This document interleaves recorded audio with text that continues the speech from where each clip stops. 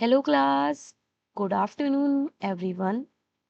Class, जैसे कि previous classes में हम आपके कार्डियोवास्कुलर इमरजेंसी के बारे में बात कर रहे थे, जिसमें मैंने आप लोगों को कई सारे कार्डियोवास्कुलर इमरजेंसी के बारे में बताया था कॉमनली, और आपको उनके साइन एंड सिम्टम्स, उनके कॉजेस के बारे में भी बताया था, जिसमें आपको क्या फर्स्ट ट्रीटमेंट देना है। ये सारी चीज़ें मैंने ओवरऑल आपको बताई थी, और कैसे इन कार्डियोवास्कुलर इमरजेंसी से हम प्रोटेक्ट हो सकते, कैसे हम प्रिवेंशंस फॉलो करके हम इन इमरजेंसी कंडीशन से बच सकते हैं, इनके बारे में भी मैंने आप लोगों को डिटेल में बताया था प्रीवियस क्लासेस में, जिसमें मैंने आपको कुछ मेजरली दो कंडीशंस के बारे में भी पढ़ाया था डिटेल में, आपका हार्ट अटैक और आपका एंजाइना पेक्टोरिस। आज की क्लास में हम एक और इमरजेंसी कंडीशन के बारे में बात करेंगे, एक ऐसी कार्डियक इमरजेंसी कंडीशन जो कि हमारे लिए बहुत ज़्यादा हार्मफुल हो सकती है, जिसमें अगर हमने प्रॉपर ट्रीटमेंट पेशेंट को नहीं दिया तो उसकी वजह से पेशेंट को बहुत ज़्यादा कॉम्प्लिकेशंस कॉज हो सकते हैं। तो चलिए, आज हम अपनी क्लास में बात करते हैं आपके कार्डियक शॉक की। तो अपनी क्लास को स्टार्ट करते हुए कार्डियक शॉक के बारे में बात करते हैं कि कार्डियक शॉक क्या है, कब कॉज होता है, कैसे कॉज होता है, और क्या रीज़न है इसका। ये सभी चीज़ों के बारे में हम आज की क्लास में बात करेंगे। कार्डियोजेनिक शॉक, जिसे हम कार्डियक शॉक भी बोलते हैं, जो कि एक तरीके से हमारी life threatening medical emergency condition होती है, in which heart suddenly fails to pump enough blood, जिसमें अचानक से हमारा जो हार्ट होता है वो ब्लड को इनफ अमाउंट में पंप करना बंद कर देता है। हमारी बॉडी की रिक्वायरमेंट्स की अकॉर्डिंग भी ये हमारी बॉडी में ब्लड का सप्लाई नहीं कर पाता है। अचानक से ये आपके ब्लड पंपिंग सिस्टम को फेल कर देता है, अचानक से रोक देता है, जिसकी वजह से हमारा ब्लड पंप नहीं हो पाता है। हमें जितनी बॉडी में ब्लड की आवश्यकता होती है, ब्लड की नीड होती है, उतनी हमें रिक्वायरमेंट्स नहीं मिल पाती है। एज अ रिजल्ट, जिसमें हमें रिजल्ट के फॉर्म में क्या दिखाई देता है, vital organs such as brain, kidney, lungs, liver, ये आपके वर्किंग करना बंद कर देते हैं, क्योंकि इन्हें इनफ अमाउंट में ऑक्सीजन या फिर न्यूट्रिशन रिसीव नहीं हो पाता है,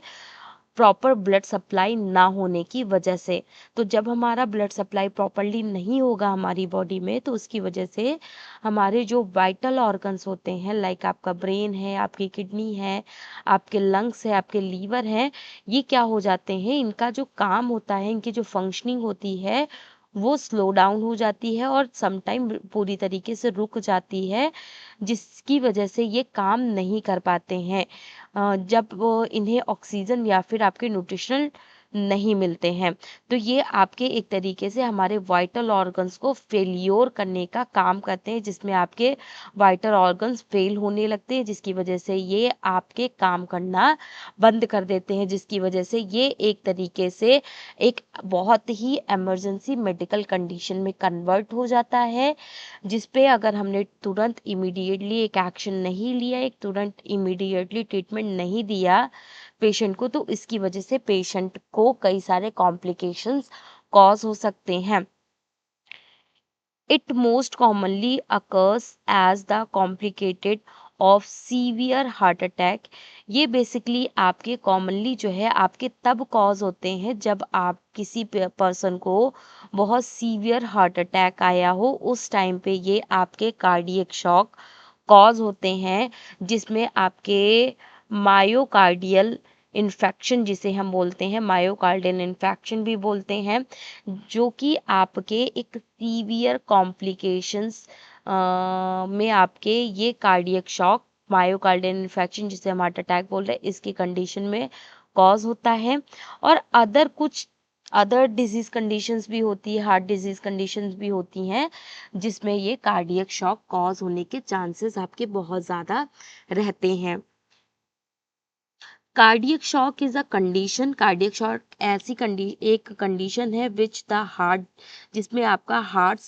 पंपिंग सिस्टम जो होता है वो आपके सीवियरली आपके कहीं ना कहीं अफेक्ट होता है, जिसमें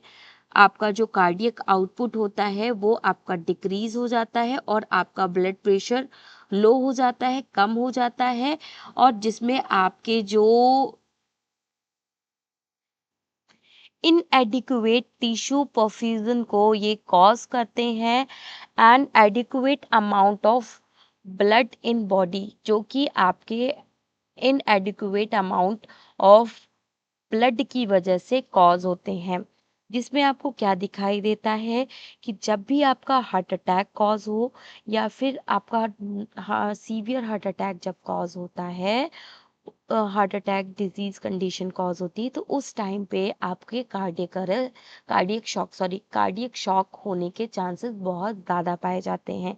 जिसमें जो आपकी हार्ट मसल्स जो होती है, जो मायोकार्डियम लेयर जो होती है, आपकी हार्ट की जो मसल होती है मायोकार्डियम लेयर, वो आपकी डैमेज हो जाती है, और जिसकी वजह से आपके कार्डियक शॉक देखने के लिए मिलता है। जिसमें आपका जो हार्ट पंपिंग एबिलिटीज जो होती हैं वो रिड्यूस हो जाती हैं, जिसकी वजह से आपका कार्डियक आउटपुट डिक्रीज हो जाता है और आपका जो ब्लड प्रेशर है वो ड्रॉप होने लगता है, डिक्रीज होने लगता है, जिसकी वजह से आपका जो ब्लड फ्लो है वो रिड्यूस हो जाता है आपके वाइटल ऑर्गन्स में प्रॉपर आपका ब्लड फ्लो नहीं हो पाता है, लाइक आपके ब्रेन तक, आपके लीवर है, आपका किडनी है, इन सब में आपका ब्लड फ्लो प्रॉपरली अच्छे से नहीं हो पाता है, जिसकी वजह से आपके जो वाइटल ऑर्गन्स होते हैं वो अपना एक्शन प्रोड्यूस करना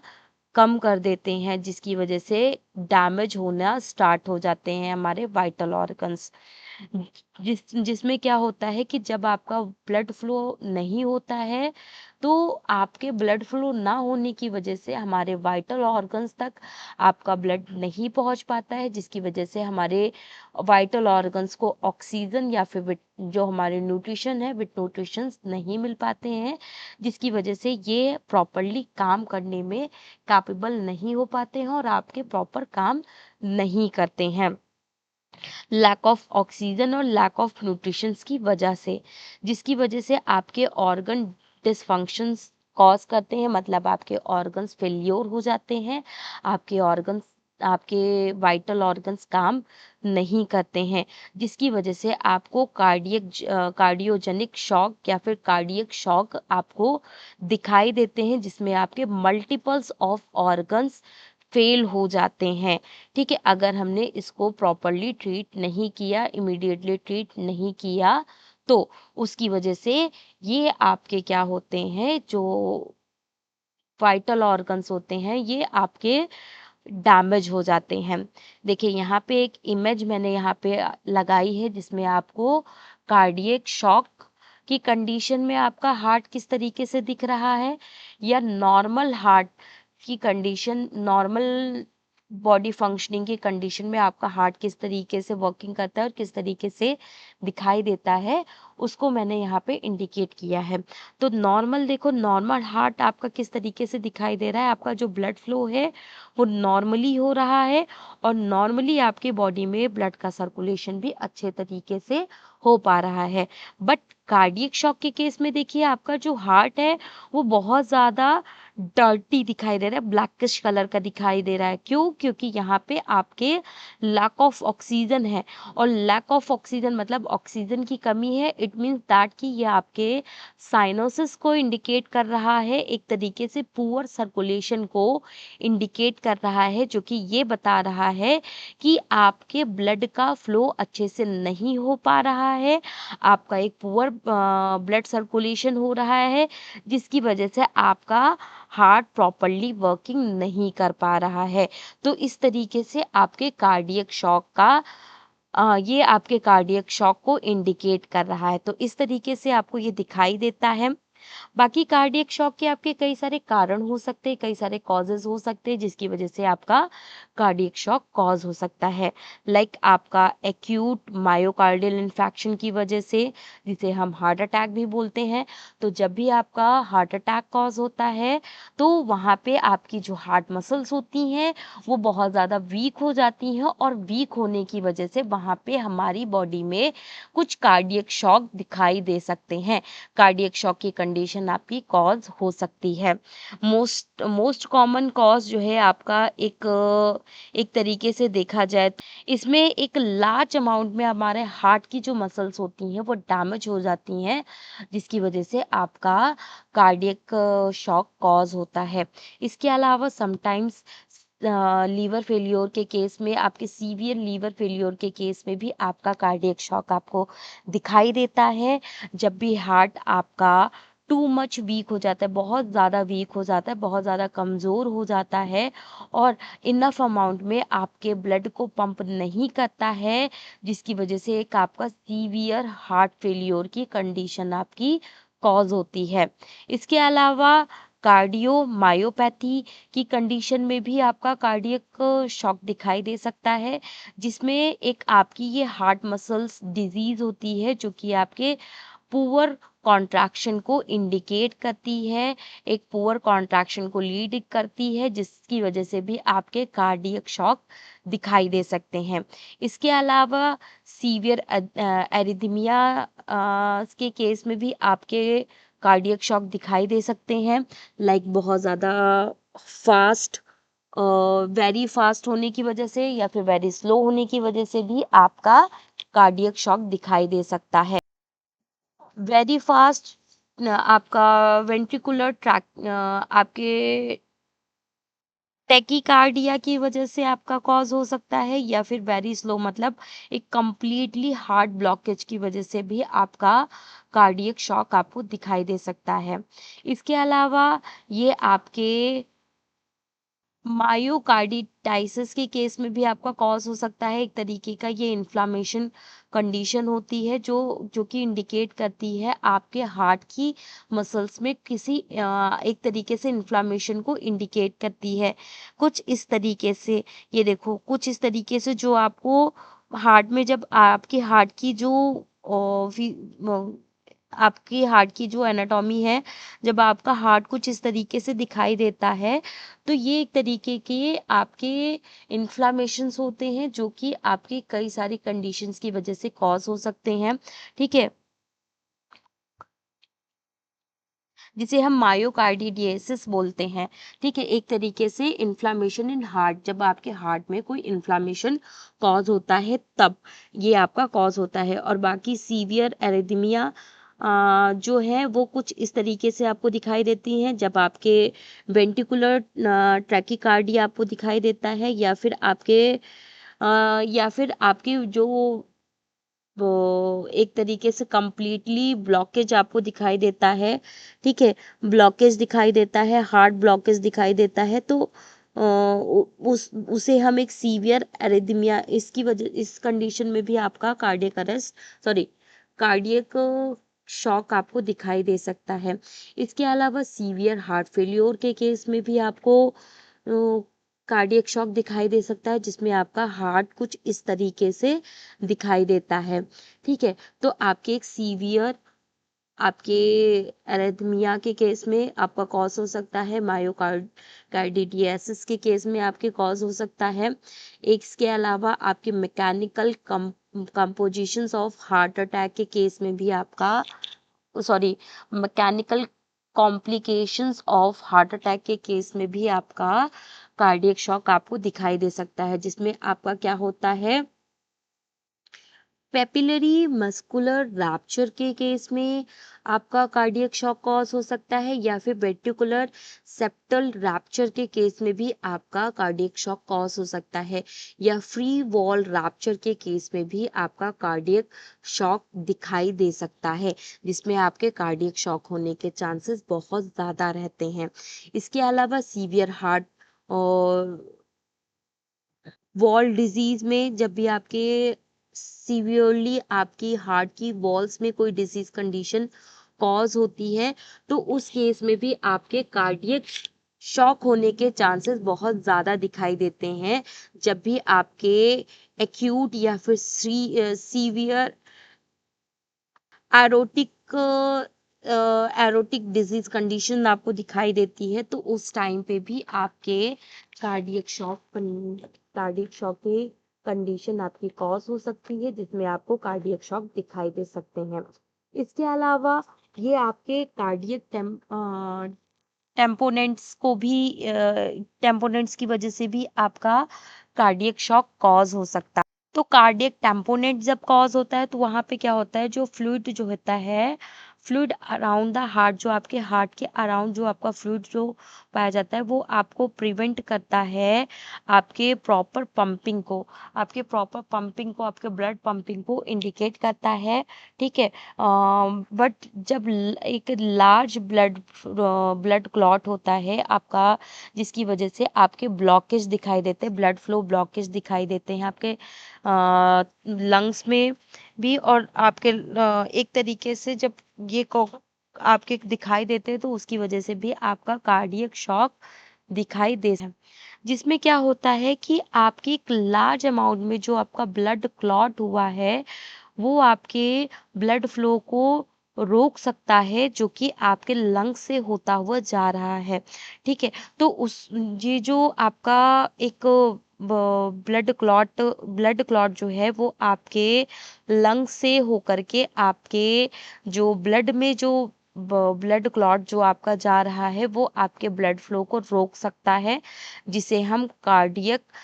टेम्पोनेंट बोलते हैं, जिसकी वजह से भी आपका कार्डियक शॉक दिखाई दे सकता है। इसके अलावा आपके हार्ट के आसपास जो भी आपके ब्लड या फिर आपका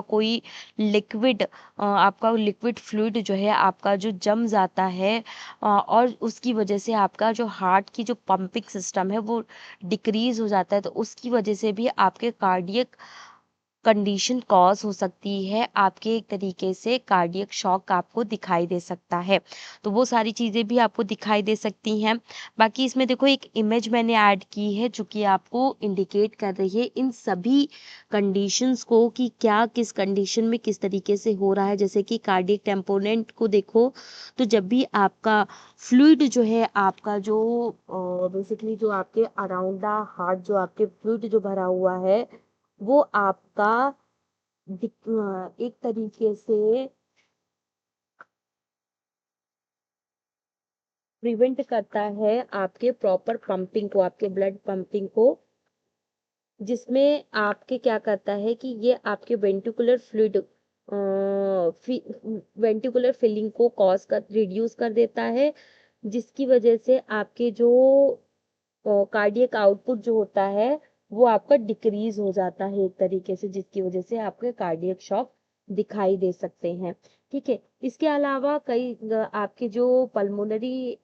एम्बोलिज्म जो है, उसमें क्या होता है, आपकी जो आपके इंडोमेट्रियम जो वॉल जो होती है, वहां पे आपका ब्लड फ्लो प्रॉपरली ना पहुंचने की वजह से आपका जो पल्मोनरी आर्टरीज जो होती है वो ब्लॉक हो जाती हैं, जिसकी वजह से आपके राइट वेंट्रिकल में एक एक्यूट राइट वेंट्रिकल फेल्योर की कंडीशन कॉज होती है, जिसकी वजह से भी आपका कार्डियक आउटपुट डिक्रीज हो जाता है, जिसकी वजह से आपका कार्डियोजेनिक शॉक दिखाई दे सकता है। ठीक है, जिसे हम कार्डियक शॉक भी बोलते हैं। ठीक है। तो ये सारी कंडीशंस हैं, ये सारे कॉजेज हैं, जिनकी वजह से आपका कार्डियक शॉक कॉज हो सकता है। अब बात करते हैं कुछ ऐसे रिस्क फैक्टर की, जो कि आपके कार्डियक शॉक को कॉज कर सकते हैं। जैसे कि इसमें आपके कई सारे रिस्क फैक्टर दिए हुए हैं। जैसे पहला जो आपका दिया हुआ है, प्रीवियस हार्ट अटैक। अगर पहले आपको हार्ट अटैक आ चुका है एक बार, तो आपकी इस कंडीशन में आपके कार्डियक शॉक होने के चांसेस बहुत ज़्यादा होते हैं। तो ये एक फैक्ट होता है कि जिसको कार्डियक हार्ट अटैक आपको एक बार आ चुका है, उनमें कार्डियक शॉक होने के चांसेस बहुत ज़्यादा होते हैं। इसके अलावा जिनमें कोरोनरी आर्टरी डिजीज होती है उनमें आपका कार्डियक शॉक होने के चांसेस बहुत ज़्यादा होते हैं, या फिर जिनका हाई ब्लड प्रेशर होता है उनमें भी आपके कार्डियक शॉक होने के चांसेस बहुत ज़्यादा पाए जाते हैं, या फिर अगर किसी पर्सन को डायबिटीज मेलाइटस है तो उस कंडीशन में भी आपके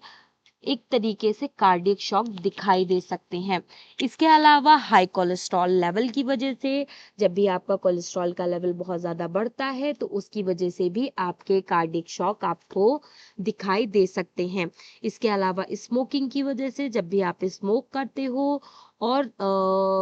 जो स्मोकर्स जो होते हैं उनमें भी आपके कार्डियक शॉक होने के चांसेस बहुत ज़्यादा होते हैं, क्योंकि ये क्या करते हैं, आपकी कोरोनरी आर्टरीज डिजीज कंडीशन को कॉज करते हैं। कोरोनरी आर्टरीज में कुछ ना कुछ इन्फेक्शन को कॉज करते हैं या फिर आपके आर्टरीज को नैरो कर देते हैं, जिसकी वजह से भी आपके एक तरीके से कार्डियक शॉक दिखाई दे सकते हैं। इसके अलावा आपके ओबेसिटी, जब भी ओबेसिटी कॉज होगी तो आपके फैट सेल्स बढ़ेंगी और फैट सेल्स का डिपोजिशन आपके कोरोनरी आर्टरीज में कॉज होने लगेगा। जब कोरोनरी आर्टरीज में ये कॉज होगा तो ये आपके आर्टरीज को नैरो करने लगेंगी, पतला करने लगेंगी, जिसकी वजह से आपका ब्लड फ्लो आपका डिक्रीज होने लगेगा, जिसकी वजह से आपका जो आउटपुट है, आपका कार्डियक आउटपुट है वो डिक्रीज हो जाएगा, जिसकी वजह से आपको कार्डियक शॉक देखने के लिए मिल सकते हैं। इसके अलावा एडवांस्ड एज, जब भी जैसे जैसे हमारी एज बढ़ती जाती है वैसे वैसे हमारे कार्डियक शॉक होने के चांसेस बढ़ते जाते हैं, बिकॉज ऑफ हमारी बॉडी, जैसे जैसे हमारी एज बढ़ेगी वैसे वैसे हमारी बॉडी में कई सारे डैमेजेस कॉज होने लगेंगे, बॉडी हमारी डैमेज होने लगेगी, बॉडी हमारी वीक होने लगेगी, जिसकी वजह से आपका कार्डियक शॉक कॉज हो सकता है, कार्डियक शॉक आपको दिखाई दे सकता है। इसके अलावा कई सारे क्रोनिक किडनी डिजीज कंडीशंस में भी आपके कार्डियक शॉक कॉज होने के चांसेस बहुत ज़्यादा पाए जाते हैं। इसके अलावा इसमें कई ये आपके कुछ ऐसे रिस्क फैक्टर होते हैं जो कि आपके इंडिकेट करते हैं, आपके कार्डियक शॉक की कंडीशन को होने के रिस्क को फॉर्म करते हैं। इसके अलावा अब हम बात करते हैं आपके कुछ साइन एंड सिम्टम्स के बारे में, कि जब भी आपका कार्डियक शॉक कॉज होता है तो आपको क्या साइन एंड सिम्टम दिखाई देते हैं। तो अगर कोई कार्डियोवास्कुलर साइन शॉक कॉज हो रहा है तो वहाँ पे आपको एक सीवियर चेस्ट पेन आपको दिखाई देगा, आपके पल्स रेट रैपिड हो जाएंगी, या तो बहुत ज़्यादा स्लो हो जाएंगी या तो बहुत ज़्यादा कम हो वीक हो जाएंगी, और आपका ब्लड प्रेशर आपका लो हो जाएगा, हाइपरटेंशन की कंडीशन कॉज होगी, या फिर आपका कोल्ड क्लाइमेट, आपका आपको कोल्ड बहुत ज़्यादा ठंड लगने लगेगी, आपको बहुत ज़्यादा आपको कपकपाहट लगने लगेगी, स्किन आपकी जो है बहुत ज़्यादा कोल्ड हो जाएगी, ठंडी हो जाएगी। इसके अलावा स्किन का कलर आपका चेंज हो जाएगा, पेल येलोविश स्किन कलर आपकी दिखाई देने लगेगी, पेल स्किन कलर का दिखाई देने लगेगा, ठीक है। और ये सारी कंडीशंस आपको दिखाई देंगी जब आप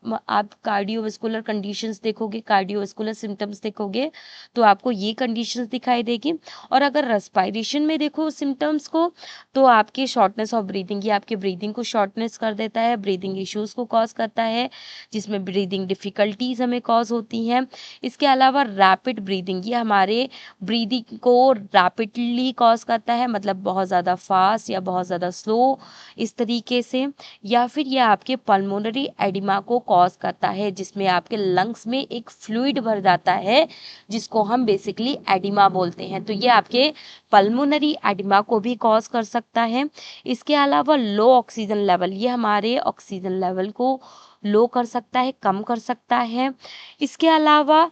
अ, ये आपके कई सारे न्यूरोलॉजिकल सिम्टम्स को भी कॉज कर सकता है, जैसे कि जब भी आपका कार्डियक शॉक कॉज होगा तो आपको कन्फ्यूजन, एंजाइटी, आपकी डिजीनेस, लॉस ऑफ अनकॉन्शियसनेस, ये सारी कंडीशंस आपको दिखाई देती हैं, जिसमें आपको बहुत ज़्यादा कन्फ्यूजन्स क्रिएट होती हैं, आपको एंजाइटी कॉज होती है, ठीक है। इसके अलावा आपको डिजनेस या फिर आप पेशेंट बेहोश होने लगता है, इस तरीके की कंडीशंस आपको कॉमनली दिखाई देती है न्यूरोलॉजिकल कंडीशन में। अगर हम रीनल कंडीशन में देखें, रीनल मतलब किडनी, किडनी में देखें तो आपके कार्डियक शॉक जब भी आपका कॉज होता है तो कई सारे रीनल साइड इफेक्ट्स भी हमें दिखाई देते हैं, जिसमें हमें हमारा जो यूरिन आउटपुट जो होता है वो डिक्रीज हो जाता है बेसिकली। और कुछ जर्नल साइन एंड सिम्टम भी दिखाई देते हैं, जैसे कि एक्सेसिवली स्वेटिंग होती है, आपको बहुत ज़्यादा पसीना आता है, बहुत ज़्यादा आपको वीकनेस फील होती है, आपको बहुत ज़्यादा चक्कर आने लगते हैं, और आपको साइनोसिस दिखाई देता है, मतलब ब्लूइश कलर आपको दिखाई देता है फिंगर ऑफ टिप्स पे, और आपके लिप्स पे आपको ब्लूइश कलर दिखाई देता है, आपके साइनोसिस दिखाई देती है, जो कि इंडिकेट करती है आपके लैक ऑफ ऑक्सीजन को इंडिकेट करती है। तो ये आपको कुछ साइन एंड सिम्टम्स दिखाई देते हैं आपके जब भी कार्डियक शॉक कॉज होता है। तो कार्डियक शॉक के केस में आपको ये कुछ ऐसे साइन एंड सिम्टम है जो आपको मोस्ट कॉमनली दिखाई देते हैं। अब बात करें कि अब हम इसमें डायग्नोसिस कैसे कर सकते हैं पेशेंट की, तो बेसिकली डायग्नोसिस तो हम हॉस्पिटल के बाद करते हैं। तो क्लिनिकली एग्जामिनेशन करेंगे उसका, और कुछ इन्वेस्टिगेशंस करेंगे, लाइक ईसीजी, या फिर आपकी जो है आपके कार्डियो बायो मार्क्स करेंगे, ठीक है, जिसमें हम आपका इसके अलावा इसमें हम कुछ चेस्ट एक्सरे, या फिर आपका एबीजी, या फिर आपके ब्लड टेस्ट, वो सारी चीज़ें आपके करते हैं, ठीक है। तो वो आपका हॉस्पिटल का पार्ट होता है, ये बेसिकली आपके फर्स्ट एड में नहीं आते हैं।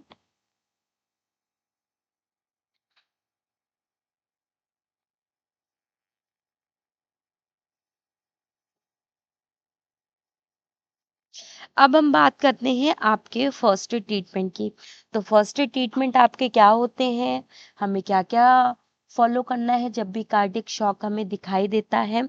तो पहले तो हमें क्या करना है, सबसे पहले मेडिकल सर्विसेज को इमीडिएटली कॉल करना है, एम्बुलेंस सर्विसेज को कॉल करना है कार्डियक शॉक के कंडीशन में, क्योंकि यहाँ पे हमें एक अर्जेंट हॉस्पिटल ट्रीटमेंट की नीड होती है पेशेंट को। तो हमें तुरंत का तुरंत पेशेंट को क्या करना है, एक कार्डियक शॉक की केस में पेशेंट को एक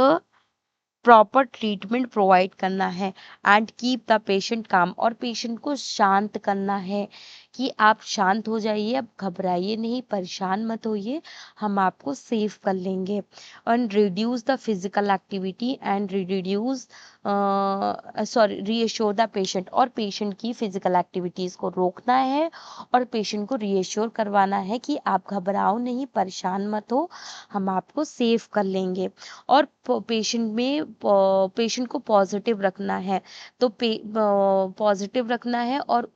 जैसे कि हम उसको जो एक सांत्वना देंगे, जिससे कि उसके मन में एक पॉजिटिविटी बनी रहे, नहीं मुझे कुछ नहीं होगा, आपको कुछ नहीं होगा, परेशान मत होइए, आप घबराइए नहीं, सारी चीजें सेफ हैं, कोई भी अनहेल्दी कंडीशन नहीं कॉज होगी, वो सारी चीजें, ठीक है। जिसमें हम पेशेंट का देन हम क्या करेंगे, पेशेंट की एक प्रॉपर पोजीशन क्रिएट करेंगे, पेशेंट को हम एक फ्लैट सरफेस पे एक प्रॉपर रिकवरी पोजीशन में लेटा देंगे, ठीक है। If breathing is if breathing is difficult, अगर पेशेंट को सांस लेने में बहुत ज़्यादा डिफिकल्टीज हो रही है, तो हम उसको एक सेमी सिटिंग पोजीशन में, मतलब हाफ सिटिंग पोजीशन में कन्वर्ट करेंगे, मतलब उसको चेयर पे बैठा देंगे सपोर्ट देते हुए, ठीक है। और अगर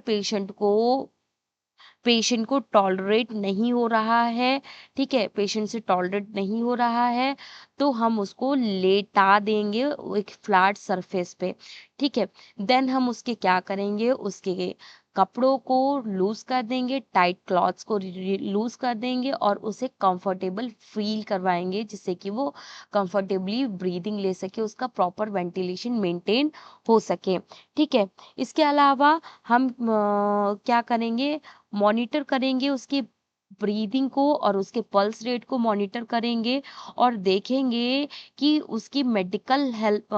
उसको तब तक हम मॉनिटर करेंगे, तब तक हम उसे हेल्प करेंगे, तब तक हम उसे वॉच करेंगे जब तक वहाँ पे कोई भी मेडिकल हेल्पर्स अराइव ना हो जाए, वहाँ पे पहुँच ना जाए हमारी मदद करने के लिए, तब तक हम पेशेंट को वहाँ पे सेफ करके रखेंगे। पेशेंट के वाइटल ऑर्गन्स प्रॉपर हम चेक करते रहेंगे जिससे कि पेशेंट को कोई भी हार्म ना पहुंचे। इसके अलावा गिव एस्प्रिन, अगर पेशेंट को प्रिस्क्राइब कर रखी है डॉक्टर ने एस्प्रिन, तो हम पेशेंट को एस्प्रिन दे सकते हैं। पेशेंट इज कॉन्शियस, अगर पेशेंट कॉन्शियस है, बेहोश नहीं हुआ है, नॉट एलर्जी और पेशेंट को एलर्जी नहीं है एस्प्रिन से, तो there is no active bleeding, और ब्रीदिंग जो आपकी ब्लीडिंग जो है पेशेंट की वो एक्टिव नहीं है, ठीक है, इनएक्टिव फॉर्म में है आपकी ब्लीडिंग, आपका ब्लड, तो उस टाइम पे हम क्या करेंगे, पेशेंट को एस्प्रिन हम दे सकते हैं। जिससे क्या होगा, एस्प्रिन एक तरीके से हमारी इस इमरजेंसी कंडीशन में हमें प्रोटेक्ट करने का काम करेंगे। एक तरीके से हेल्थ केयर प्रोफेशनल से हम कंसर्न करके हम उन पेशेंट्स को एस्प्रिन दे सकते हैं जो कि हमें प्रोटेक्ट करेंगे और इस इमरजेंसी कंडीशन से हमें बचाएंगे। इफ़ पेशेंट बिकम्स अनकॉन्शियस, अगर पेशेंट अनकॉन्शियस हो गया है, बेहोश हो गया है और उसकी ब्रीदिंग स्टॉप हो गई है, तो हमें तुरंत एईडी, पहले हमें सीपीआर परफॉर्म करना है, देन एईडी का हमें यूज़ करना है अगर एईडी अवेलेबल है तो, ठीक है। तो ये सारी चीज़ें हमें एज अ फर्स्ट एडर हमें इन सारी चीज़ों को फॉलो करना है आपके कार्डियक इमरजेंसी कार्डियक शॉक की कंडीशन में। आपको क्या नहीं करना है, अब इसके बारे में भी थोड़ा सा देख लेते हैं। तो do not give food and drink, patient को हम खाना या खाने के लिए या पीने के लिए कुछ भी नहीं देंगे उस ड्यूरेशन में। Do not allow the patient walk, patient को हम वॉक करने के लिए बिल्कुल भी अलाउ नहीं करेंगे। Do not delay emergency care, हम पेशेंट पे बिल्कुल भी हम डिले नहीं करेंगे इमरजेंसी केयर प्रोवाइड करने के, ठीक है। हमें तुरंत एक इमरजेंसी केयर हमें प्रोवाइड करनी है उस इमरजेंसी सिचुएशन में, जिससे कि पेशेंट की कंडीशन स्टेबल रहे, अनस्टेबल ना हो पाए। बाकी हम पेशेंट को ये सारी चीज़ें हमें नहीं करनी है। बाकी कई सारे कॉम्प्लिकेशंस कॉज हो सकते हैं जब भी आपका कार्डियक शॉक कॉज होता है, लाइक मल्टीपल्स ऑफ ऑर्गन्स आपके डैमेज हो सकते हैं कार्डियक शॉक की वजह से, या एक्यूट किडनी डिजीज कंडीशन आपको दिखाई दे सके, एक्यूट किडनी इन्फेक्शन आपको दिखाई दे सकता है कार्डियक शॉक की वजह से, ठीक है। इसके अलावा कार्डियक अरेस्ट भी समटाइम आपको दिखाई दे सकता है, या फिर आपको स्ट्रोक की कंडीशन दिखाई दे सकती है, स्ट्रोक होने के चांसेस बहुत ज़्यादा होते हैं, या आपके पल्मोनरी एडिमा कॉज होने के चांसेस बहुत ज़्यादा रहते हैं। इसके अलावा अरिथमियासिस कॉज हो सकता है, या फिर पेशेंट की डेथ भी कॉज हो सकती है, डेथ होने के भी चांसेस बहुत ज़्यादा आपको दिखाई देते हैं। बाकी आपको कार्डियक शॉक से बचने के लिए करना क्या है, तो कंट्रोल ब्लड प्रेशर, आपको अपने ब्लड प्रेशर को कंट्रोल करना है, डायबिटीज़ को कंट्रोल करना है, आपको अपनी हेल्थी कोलेस्ट्रॉल लेवल को मेंटेन करना है, अनहेल्दी कोलेस्ट्रॉल लेवल को बढ़ने नहीं देना है, स्टॉप स्मोकिंग, आपको स्मोकिंग रोकना है, स्मोकिंग नहीं करना है, रेगुलर एक्सरसाइज करनी है, रेगुलर बेसिस पे आपको एक्सरसाइज करनी है, ईट हार्ट हेल्दी डाइट, आपके हार्ट को जो डाइट हेल्दी रखे उस तरीके की आपको डाइट इनटेक करनी है। टेक प्रिस्क्राइब्ड मेडिसिन रेगुलरली, अगर आपको डॉक्टर ने कोई मेडिसिन प्रिस्क्राइब की है उन मेडिसिन को आपको एक रेगुलर बेसिस पे डेली लेनी है, कभी भी ये दवाइयाँ मिस नहीं करनी है। और जब भी कोई आपकी इस तरीके की कंडीशन कॉज होती है तो तुरंत आपको एक मेडिकल केयर पेशेंट को प्रोवाइड करनी है, ठीक है, और पेशेंट को तुरंत हॉस्पिटल शिफ्ट करना है।